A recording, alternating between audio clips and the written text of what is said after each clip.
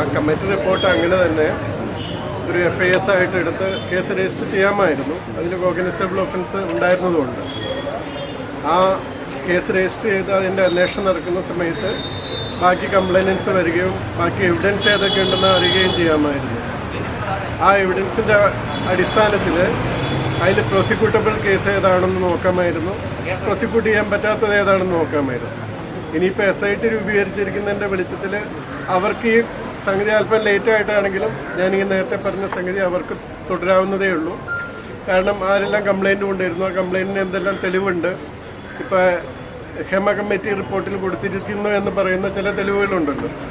WhatsApp ചാറ്റുകളും അതുപോലുള്ള USB-കളൊക്കെ കൊടുത്തിട്ടുണ്ടെന്ന് പറയുന്നു. അതെല്ലാം അവർക്ക് സീസ് ചെയ്യാവുന്നതേ ഉള്ളൂ. ആ അന്വേഷണ സംഘത്തിന് അതെല്ലാം സീസ് ചെയ്ത് കോടതിയിൽ കൊടുക്കാവുന്നതേ ഉള്ളൂ എവിഡൻസായിട്ട്.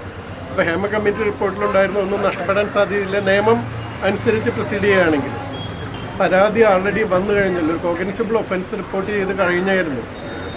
ഹേമ കമ്മിറ്റി റിപ്പോർട്ടിൽ തന്നെ കോഗ്നിസബിൾ ഒഫൻസ് റിപ്പോർട്ട് ചെയ്ത് കഴിഞ്ഞായിരുന്നു. അത് ശ്രദ്ധയിൽപ്പെട്ട് കഴിഞ്ഞാൽ അതിൽ പിന്നീട് സ്പെസിഫിക് കംപ്ലയിൻറ്റ്സ് വേണമെന്ന് നിർബന്ധിക്കുന്നത് അത്യാവശ്യമല്ലായിരുന്നു. SITക്ക് മുമ്പേ ആണെങ്കിൽ ഹേമ കമ്മിറ്റി റിപ്പോർട്ട് അനുസരിച്ച് ചെയ്യാമായിരുന്നു. ഞാൻ പറയുന്നില്ല, പക്ഷെ നിയമം അനുസരിച്ച് ചെയ്യേണ്ട കാര്യമാണ് ഞാൻ പറഞ്ഞത്. ഈ റിപ്പോർട്ട് 5 വർഷത്തോളം സർക്കാർ പുറത്തു കാതിരുന്നതിനെ കുറിച്ച് എന്താണ് താങ്കൾ?